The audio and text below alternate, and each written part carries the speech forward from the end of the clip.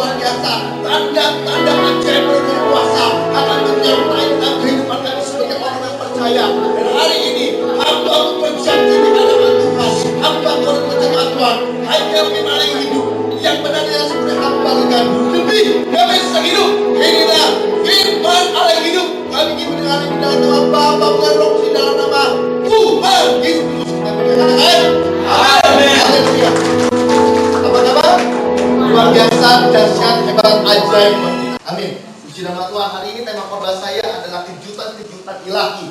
Penting bagi saudara dan saya hari ini untuk mengerti apa yang Tuhan kerjakan dalam kehidupan saudara, dan Dia bekerja di dalam diri saudara dan saya penuh dengan kejutan demi kejutan yang datangnya saya terlalu yakin secara tiba-tiba untuk memberikan kemenangan dalam kehidupan kita. Kita akan buka di dalam 1 Korintus 2 ayat yang ke-9. Demikian firman Tuhan, tetapi seperti yang tertulis, apa yang tidak pernah dilihat oleh mata, dan yang tidak pernah didengar oleh telinga, dan yang tidak pernah timbul di dalam hati manusia, semua yang disediakan Allah untuk mereka yang mengasihi Dia. Nah, firman Tuhan agak jelas mengatakan apa yang tidak pernah dilihat oleh mata, yang tidak pernah didengar oleh telinga, yang tidak pernah timbul dalam hati saudara, itu yang disediakan sama Tuhan. Apa yang disediakan? Saya terlalu yakin yang disediakan sama Tuhan adalah kejutan demi kejutan dalam kehidupan kita. Yang disediakan sama Tuhan kita belum tahu, karena Alkitab tidak menjelaskan yang disediakan apa. Banyak orang yang bilang bahwa yang disediakan adalah mujizat, yang disediakan adalah kesembuhan, yang disediakan adalah berkat. Tetapi saya mau ingatkan kita, yang disediakan sama Tuhan tidak lain tidak bukan adalah kejutan demi kejutan. Di balik kejutan itu ada mujizat, ada kesembuhan, dan ada kemenangan dalam hidup kita. Hari ini Tuhan ingin mengejutkan kita. Dia yang menyediakan kejutan itu buat kehidupan saudara dan saya. Ayub 13 ayat ke-11 demikian firman Tuhan, apakah kebesarannya tidak akan mengejutkan kamu dan ketakutannya menimpa kamu? Nah, saya terlalu yakin bahwa kebesaran Tuhan hari ini akan mengejutkan saudara dan saya. Kalau kita tahu bahwa Dia Allah yang hebat, Dia Allah yang besar, Allah yang mulia, hari ini kebesaran Dia akan memberi kejutan di dalam kehidupan kita. Ayub 18 ayat yang ke-11. Kedahsyatan mengejutkan Dia di mana-mana dan mengejarnya di mana juga Ia melangkah. Ada kedahsyatan Tuhan dan kebesaran Tuhan yang saya terlalu yakin bahwa kedahsyatan dan kebesaran Tuhan akan mengejar kita untuk menerima kejutan demi kejutan di dalam Dia. Dengan apa?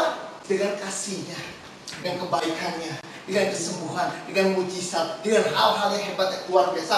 Bahkan lewat hal-hal kemenangan, Ia akan mengejutkan kehidupan saudara saya. Maka itu pada waktu Anda datang ke tempat ini dengan baik-baik, engkau mau dikejutkan sama Tuhan. Perjalanan Yesus selama kurang lebih 3,5 tahun Dia pelayanan, ketika Dia melintasi satu kota demi kota, Dia mengejutkan banyak orang. Bartimeus saat itu yang buta, dengan sekian lama dia menjadi pengemis. Tiba-tiba ketika Yesus melintas, dia ketemu sama Yesus, dan Yesus bilang, kamu mau apa? Anak Daud, aku mau sembuh, aku mau melihat lagi. Yesus langsung mengatakan bahwa lihat kembali hari ini. Terkejut dia, kok tiba-tiba Yesus bisa hadir, padahal dia gak punya planning. Kejutan tidak di planning. Yang memplanning siapa? Yang memberikan kejutan. Yang memberikan kejutan adalah Allahmu dan Allahku. Wanita 12 tahun, dia sakit setahun, dia sakit 2 tahun, 3 tahun, 4 tahun, sampai 12 tahun pendarahan. Darahnya di mana-mana dan banyak orang mengucilkan dia. Dengan baik-baik. Pada waktu Yesus hadir, dia terkejut. Loh, ini kok bisa hadir Yesus? Ketika Yesus hadir, dia tanya, hei wanita, kamu mau apa? Aku mau sebulan. Wanita ini dikejutkan sama Tuhan. Di kolam Bethesda, fisiknya lemah, kakinya tidak bisa berjalan, menantikan datangnya goncangan air di dalam kolam Bethesda. Ketika ketemu sama Yesus, kamu mau apa? Yesus, saya mau sembuh, tapi gak ada yang bisa nolong saya buat ke kolam itu. Hari ini, sembuh kamu. Setiap orang yang ketemu sama Yesus dikejutkan. Ada orang yang sakit kusta, dia bilang sama Yesus, Yesus, saya ini kusta. Yesus bilang, sekarang balik ke imam, tunjukkan bahwa kamu tidak kusta. Siap guru. Pada waktu kita perjalanan, dia terkejut. Ini saya sudah sembuh. Mimpi apa dia semalam bisa ketemu sama Yesus? Kalau hari ini tidak perlu mimpi, karena Tuhan akan mengejutkan kita. Dengan kejutan-kejutan ilahi. Dari ketemu sama Yesus. Ketika Yesus melintas di dalam kehidupanmu, ketika Yesus hadir di dalam hidupmu, Dia mengejutkan engkau dengan memberikan kesembuhan mujizat di dalam kehidupanmu. Kejutan-kejutan ilahi yang luar biasa yang akan terjadi. Tuhan mengejutkan kita. Ketika hadir Yesus, Bartimeus sudah wanita 12 tahun dan orang 38 tahun, kakinya lemah. Ketemu melintas Yesus. Berikan engkau untuk dilintasi sama Yesus. Berikan engkau untuk dilintasi sama firman. Hari ini dengar baik-baik. Pada waktu ada firman, ketika engkau dengar firman, Yesus lagi melintas. Ketika Yesus melintas, dengar baik-baik, di dalamnya ada kesembuhan, di dalamnya ada mujizat. Maka itu saya percaya bahwa air yang dilewati sama firman. Ketika Anda minum dan ada firmannya, dilintasi sama firman. Apapun juga penyakit, firman Tuhan bilang sembuh. Tidak peduli apapun juga. Kalau penyakit apapun juga, Anda mesti sembuh. Kenapa? Karena ada lintasan Yesus. Hari ini izinkan Yesus melintas dalam hidup kita. Anda ke tempat ini dengan baik-baik. Bukan sekedar Anda duduk diam dengan firman, habis itu kau memberikan persembahan dan pulang saja. Dengan baik-baik. Anda datang ke tempat ini untuk dilintasi sama firman. Untuk dikejutkan sama firman. Ketika firman mengejutkan Anda, tiba-tiba Anda sembuh. Tiba-tiba Anda bebas. Tiba-tiba Anda merdeka dalam kehidupanmu. Petrus ketika ada di penjara, dia ngapain? Berdoa? Oh enggak. Tidur. Enggak lagi mikir. Dengan baik-baik. Daripada kau banyak mikir, mendingan tidur. Saat tidur firman Tuhan bilang, aku memberkati engkau. Tapi kalau kau banyak mikir, mujizatnya akan terjadi. Karena manusia seringkali digagalkan dalam pikiran dia. Mikirnya satu, itu zaman Yesus, nggak mungkin. Masa iya? Masa sih? Nggak mungkin. Selalu, itu adanya di dalam mana? Di dalam pikiran. Tuhan datang lewat malaikatnya. Melintaslah Tuhan. Ketika melintas, mujizat. Ketika diizinkan Tuhan melintas, dia dikejutkan oleh Tuhan. Siapa yang mau dikejutkan sama Tuhan? Ada 3 hal yang saya ingin bagikan supaya engkau menerima kejutan demi kejutan di dalam Tuhan. Yang pertama, kalau kau mau dikejutkan sama Tuhan, kemungkinan besar Tuhan akan bawa kehidupanmu atau engkau ada di titik nol. Maksudnya apa Pak? Maksudnya engkau udah tidak melakukan apapun juga. Engkau sudah mentok. Kalau dia banyak duit, dia akan ke dokter. Dokternya bukan di Indonesia saja, tapi dokternya ke luar negeri. Ketika dia sudah mentok, dia cari Tuhan. Bahkan itu terkadang Tuhan harus balikin dia ke dalam titik nol, di mana harapannya hanya Tuhan. Sampai di titik nol, menyerah di hadapan Tuhan, mujizat terjadi. Pak, kalau enggak Pak, gimana Pak? Kalau enggak susah. Maaf, saya lebih enak doain orang yang benar-benar dia menyerahkan hidupnya di dalam Tuhan. Faktornya cuma satu, hidup ada pertolongan Tuhan. Tapi kalau dia masih punya effort, masih punya uang, dia kalau masih punya saudara yang kaya, dia akan cari dimanapun juga. Dia akan panggil saudara kaya. Maka itu kadang-kala Tuhan mau membawa ke titik nol. Supaya apa? Kejutan Tuhannya mengejutkan kita. Coba kita lihat dulu ya, bagaimana seorang Abraham dibawa ke dalam sebuah level. Dia menerima janji Tuhan, tapi dibawa ke titik nol. Roma 4 ayat ke-18 sampai ayat ke-21, demikian firman Tuhan. Sebab sekalipun tidak ada dasar untuk berharap. Dengan baik-baik. Kalau orang tidak punya dasar untuk berharap, berarti orang ini lagi stres. Berarti orang ini lagi pusing. Berarti orang ini lagi depresi. Jadi sekalipun tidak ada dasar untuk berharap, namun Abraham berharap juga. Ini dasarnya sudah tidak ada, saya lagi stres, saya lagi depresi. Semuanya sudah mentok. Saya mau ke kiri mentok, ke kanan mentok. Saya sudah lakukan semuanya Pak, tetapi saya gagal. Dia stres, dia depresi. Firman Tuhan bilang sekalipun tidak ada dasar untuk berharap, namun Abraham berharap juga. Inilah surrender, menyerah. Bukan menyerahkan diri, tapi menyerah. Menyerah maksudnya kita udah nggak tahu harus bagaimana lagi. Kelihatannya kita berpikir bahwa dunia akhirat tidak bisa tolong kita. Ke dalam titik nol, kita menyerah. Padahal Abraham megang janji Tuhan. Abraham senang sekali terima janji itu. Banyak di antara kita juga hari ini, engkau akan sembuh. Tapi kesembuhannya mana Pak? Engkau akan diberkati Tuhan. Dinubuatin sama hamba-hamba Tuhan. Kamu akan diberkati sama Tuhan. Kamu akan jadi bos. Kamu akan punya perusahaan yang banyak. Bukan cuma satu, tapi kamu punya perusahaan 10. Kerja aja belum. Stres gak sih? Tapi janjinya Tuhan, saya akan punya perusahaan 10. Ya baik, sudah. Abraham dibawa sama Tuhan ke titik ini. Ke titik di mana dia tahu tidak ada yang bisa menolong dia selain Tuhan. Sebab sekalipun tidak ada dasar untuk berharap, namun Abraham berharap juga dan percaya bahwa ia akan menjadi bapak banyak bangsa menurut yang telah difirmankan, demikianlah banyaknya nanti keturunanmu. Ayat 19. Imannya tidak menjadi lemah walaupun ia mengetahui bahwa tubuhnya sudah lemah karena usianya telah kira-kira 100 tahun dan bahwa rahim Sarah sudah tertutup. Dengan jelas sekali hari ini dipaparkan lagi sama firman, mau dokter segi apapun juga, pengetahuan apapun juga, nggak mungkin. Dokter periksa Sarah, rahimnya udah tutup bro. Dokter bilang, Abraham maaf, ini udah menopause. Terus si Abraham juga sama, sekarang udah turun, udah nggak mungkin bisa menangkap. Tapi apa? Firman Tuhan bilang, coba kita lihat. Tetapi terhadap janji Allah ia tidak bimbang karena ketidakpercayaan, malah ia diperkuat di dalam imannya dan ia memuliakan Allah. Ayat yang ke-21. Dengan penuh keyakinan Tuhan akan bawa engkau ke titik nol. Tapi dengar baik-baik, yang mengubah semuanya. Firman Tuhan bilang, dengan penuh keyakinan. Berarti keyakinan kita itu bisa mengubah semua kondisi dan semua kenyataan di dalam hidup kita. Hari ini Anda yakin gak? Ketika Anda yakin, lewat keyakinanmu, kenyataanmu bisa dirubah. Bahwa Allah berkuasa melaksanakan apa yang telah Dia janjikan. Pak, saya yakin Pak, ketika didoakan, iman saya bertumbuh dan saya menerima mujizat. Yes, Pak, saya yakin Pak, keluar air ini Pak. Saya yakin telah dilewati sama firman. Ketika ayat sudah dilewati sama firman, dengan kebenaran yang sudah kita terima, dengan iman kepercayaan kita, firman Tuhan bilang, apapun penyakitnya, sembuh. Kenapa banyak orang yang minum air ini biasa-biasa aja? Dengan baik-baik. Keyakinannya ada atau tidak? Keyakinan di dalam dia.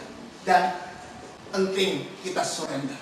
Mazmur 37 ayat yang ke-7, demikian firman Tuhan, berdiamlah diri di hadapan Tuhan dan nantikanlah Dia. Jangan marah karena orang yang berhasil dalam hidupnya, karena orang yang melakukan tipu daya. Hanya ada satu terjemahan yang bagus menurut saya. Terjemahannya adalah dari Word Translation. Yang menerjemahkan bukan berdiam, bukan menghentikan, tapi dia menerjemahkan sebagai surrender yourself. Word Translation, terjemahan yang paling masuk akal menurut saya. Surrender adalah menyerah, bukan menyerahkan. Berbeda. Anda menyerah, maksudnya adalah Anda udah nggak tahu apa-apa lagi. Yang ada adalah mau terjadi, terjadilah. Mau terjadi, terjadilah. Ketika Anda sudah surrender di hadapan Tuhan, Tuhan take over hidup Anda. Jadi harusnya bangsa ini surrenderlah di hadapan Tuhan dan nantikan Dia. Udah nggak tahu apa-apa lagi, Pak, menyerah hari ini. Ketika kita tahu bahwa tidak ada di kiri sama di kanan saya, depan belakang saya sudah tidak ada yang bisa menyelamatkan saya, tidak ada yang bisa menyembuhkan saya, engkau pasti akan surrender di hadapan Tuhan. Bartimeus surrender. Kenapa? Dia pengemis. Yang kedua dia buta. Pasti dia surrender di hadapan Tuhan. Duitnya kagak banyak, cuma untuk makan tok aja. Ketemu sama Yesus. Yesus lihat kesurrenderan ini Bartimeus. Dia tolong Bartimeus. Wanita 12 tahun dia mau surrender. Karena udah 12 tahun lamanya. Dia udah berharap sama banyak tabib, firman Tuhan bilang. Banyak dokter dan menghabiskan seluruh uangnya, firman Tuhan bilang. Kalau nggak surrender nggak bisa. Udah habis-habisan Tuhan. Dia udah stres. And surrender. Ketika dia surrender, melintas orang yang 38 tahun menderita kelumpuhan, nggak bisa jalan, kakinya lemah. 38 tahun ada di kolam Bethesda terus. Surrender nggak? Surrender. Jadi surrender yuk di hadapan Tuhan yuk. Menyerah di hadapan Tuhan. Udah nggak tahu Tuhan mau berbuat apa lagi Tuhan. Surrender. Ketika surrender, Tuhan melintas. Ketika dia melintas, dia kasih kejutan di dalam hidup Anda yang mengejutkan Anda. Yang kedua, hidup di dalam ketaatan. Taat, tunduk, mau dipimpin sama Tuhan itu adalah obey. Ini bagaimana seorang yang bernama Yosafat adalah seorang panglima perang, seorang yang menguasai medan pertempuran. Dapat informasi ada orang yang menyerang dia, sepasukan yang sangat besar sekali. Dan akhirnya Yosafat takut mencari Tuhan. Nah, pada waktu dia mencari Tuhan, ada ayat ini. Wali 20 ayat ke-17. Demikian firman Tuhan. Dalam peperangan ini tidak usah kamu bertempur, hai Yehuda dan Yerusalem, tinggal berdiri di tempatmu. Ini adalah satu firman yang diterima sama Yosafat, bahwa Tuhan bilang, kamu tidak usah bertempur. Yosafat bilang, Tuhan saya ini panglima, masa tidak usah bertempur? Saya nggak takut sama musuh-musuh saya. Saya ini panglima, saya siap mati. Tuhan bilang, dalam peperangan ini kamu tidak usah bertempur. Hai Yehuda dan Yerusalem, tinggal berdiri di tempatmu dan lihatlah bagaimana Tuhan memberikan kemenangan kepadamu. Jangan berperang. Dan lihat saja bagaimana musuh-musuhmu akan terpukul kau nantinya. Hebatnya satu, Yosafat taat, obey dia. Yosafat tanpa banyak bicara. Di medan pertempuran, dia berdiri saja. Dia taat, dia obey. Kenapa? Karena orang ini sudah melakukan surrender. Saudara, kira-kira musuh sudah ada di luar sana. Yosafat cuma berdiri doang. Dipanah gak sih Yosafat? Mesti dipanah itu, gak mungkin tidak. Tapi Tuhan bilang, Yosafat, gak usah perang, berdiri aja. Saudara, dengan baik-baik, ketaatan melebihi daripada semuanya. Taat hari ini di hadapan Tuhan. Abraham ketika ingin mempersembahkan Ishak, ulang-ulang kali Ishak bilang, tapi korbannya mana? Tuhan siapin aja. Di jalan lagi, Ishak bilang, korban ada nggak? Udah ada, tenang aja. Ya jalan lagi, 1 meter sudah ada di dalam tempat di mana dia akan mempersembahkan Ishak. Anaknya bilang, tapi korbannya mana? Tuhan sebentar lagi kasih korban. Tenang anakku. Ishak bingung, kenapa? Saya kok lagi tiduran di atas meja korban. Kemungkinan besar tangannya diikat karena tidak ada yang menjelaskan hal itu. Tapi saat itu Ishak bilang, tapi korbannya mana? Anakku, sebentar lagi korban. Abraham siapin pisau belati. Engkau korbannya anakku. Stop Abraham. Aku tahu apa. Ini hebat, luar biasa. Hati Tuhan gak tahan ketika kita taat di hadapan. Rencana Tuhan bisa berubah ketika kita taat di hadapan Dia. Apapun yang terjadi dalam kehidupanmu, ketika kau taat di hadapan Tuhan.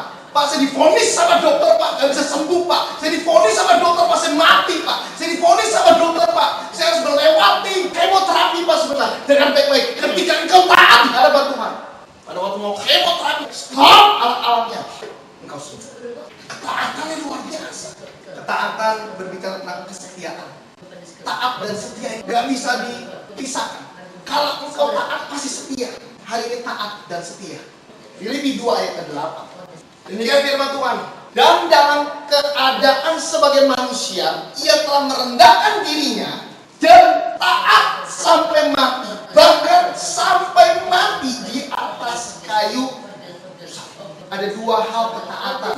Yang pertama, firman Tuhan bilang, dia merendahkan dirinya, taat sampai mati. Jadi gini, ketaatan itu harus ada ujungnya. Bagi Yesus ujungnya adalah kematian.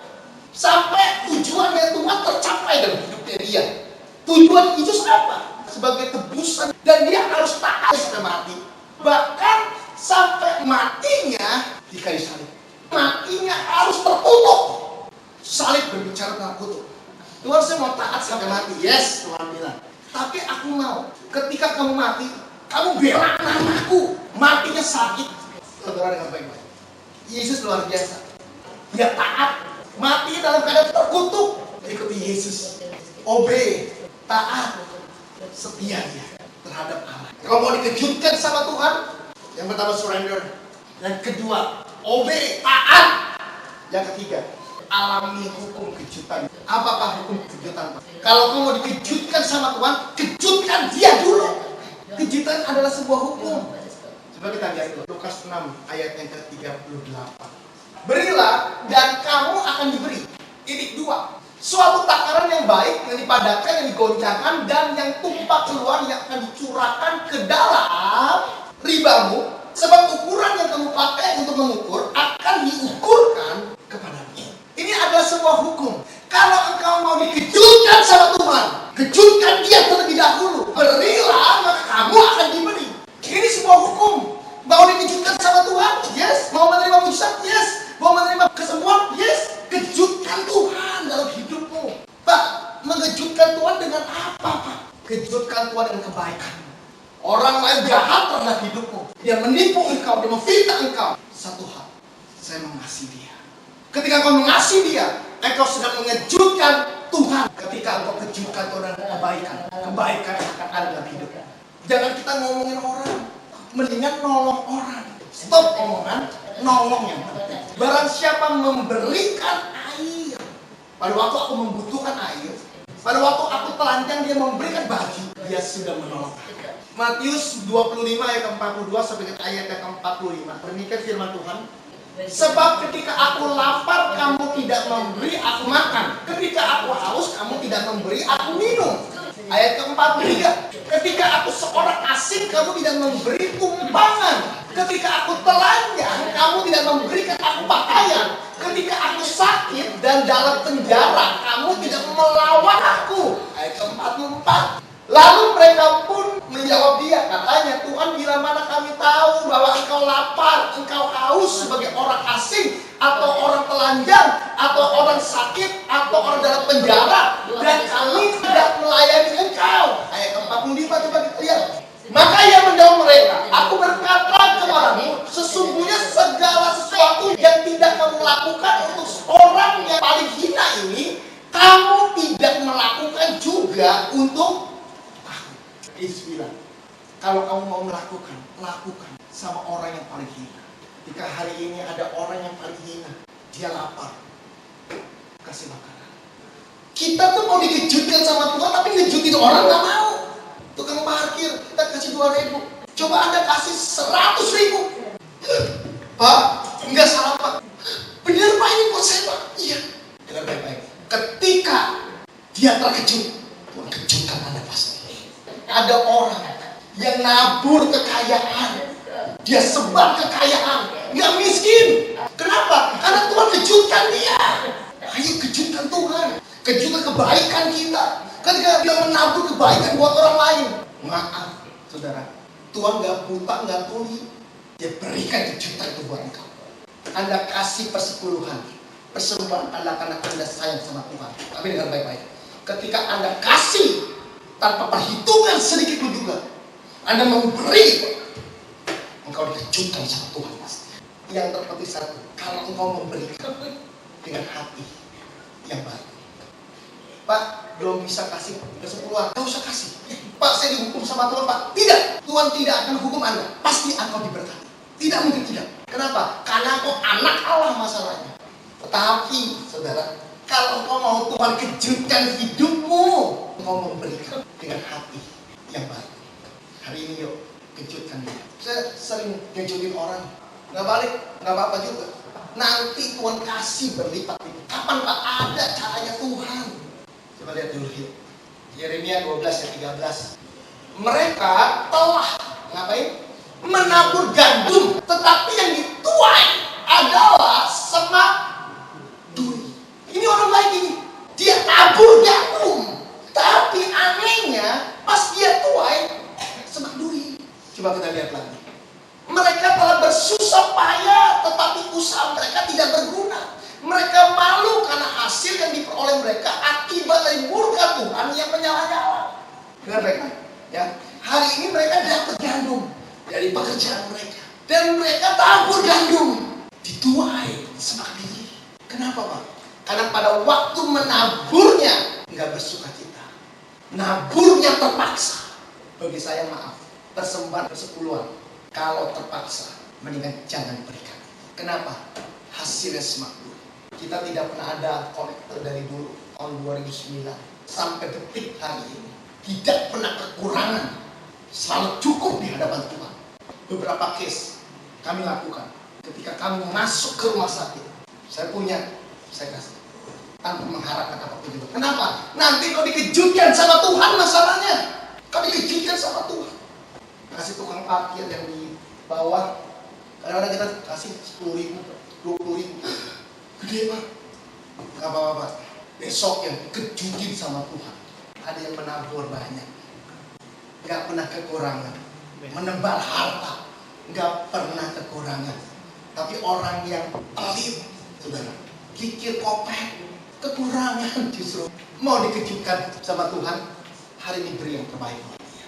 Pak, apa yang harus saya berikan? Yang kau berikan, firman Tuhan bilang, berikan hidupmu sebagai persembahan yang kudus yang berkenan di hadapan Dia. Sisa hidup berikan buat Tuhan. Kejutkan Tuhan dalam hidup kita. Ketika Tuhan kita kejutkan, oh saudara, hukum tabur tuai mengalir dalam hidup kita. Lebih baik Anda memberi daripada menerima. Apa yang Anda terima dari Tuhan, Anda harus kasih buat orang lain. Maka itu ada terima kasih. Terima dari Tuhan, kasih buat orang lain. Anda harus kasih. Apapun juga. Pak, saya bisa bantu orang ini. Bantunya bantu apa? Bantu doa. Doakanlah. Di rumah punya kasur Pak, kasihlah. Karena dia tidak punya kasur. Dia saya lihat Pak, bajunya sobek-sobek. Saya punya baju bekas. Ambillah baju bekas itu, kasihlah. Ketika engkau mengejutkan orang lain, engkau akan dikejutkan sama Tuhan. Kenapa? Karena kejutan hukum tabur tuai. Ketika Anda mau ngapain? Saya mau butuh duit untuk berobat. Duit aja. Dikasih si duit 1 juta gitu. Duit. Nih makan duit lu. Pada waktu Anda nabur, keluarga semak duri Mas. Tahu tidak yang mematikan kita apa? Mulut. Maaf. Mata, hidung, telinga, panca indera tuh hampir bisa dibilang tuh hanya 10%. Tapi yang mematikan mulut itu 90%. Yuk, dewasakan mulut kita. Kalau mau memberi, berikanlah dengan hati yang sukacita. Ketika Anda memberikan dengan hati yang sukacita, saya terlalu yakin bahwa apa yang Anda tabur, entah itu kebaikan, entah itu pertolongan, entah itu apapun juga, itu akan menjadikan hal-hal yang baik. Roma 12 ayat yang 9. Anda pula kasih itu jangan pura-pura. Jauhilah yang jahat dan lakukanlah yang baik. Jadi kalau Anda mengasihi orang, jangan pura-pura. Jangan kali ini. Topeng kebaikanmu hancurkan. Topeng kasihmu hancurkan. Harus dihancurkan. Kenapa? Enggak boleh pura-pura. Ketika Anda pura-pura, yang Anda tabur semak dulu. Tapi kalau hari ini engkau tidak pura-pura, apa yang engkau tabur, engkau akan tuai. Tuai yang berlipat-lipat kali ganda. Mau dikejutkan sama Tuhan? Yang ketiga saya sudah katakan, yuk kejutkan orang lain. Orang yang bersalah terhadap hidupmu, yang gak bisa diampuni. Anda bilang, hari ini saya mau mengampuni kamu. Ketika Anda bilang mau mengampuni, itu kejutan buat Tuhan. Yang Tuhan akan mengejutkan Anda pastinya. Ketika hari ini ada orang membutuhkan pertolongan, tolong dia. Ketika aku menolong dia, itu Tuhan terkejut dan Tuhan akan mengejutkan kita. Kejutkan orang lain juga. Kejutkan Tuhan juga. Tuhan Yesus memberkati. Amin.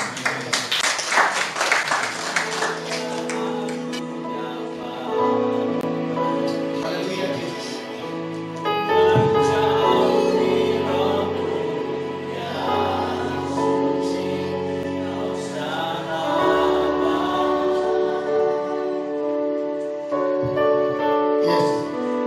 Kau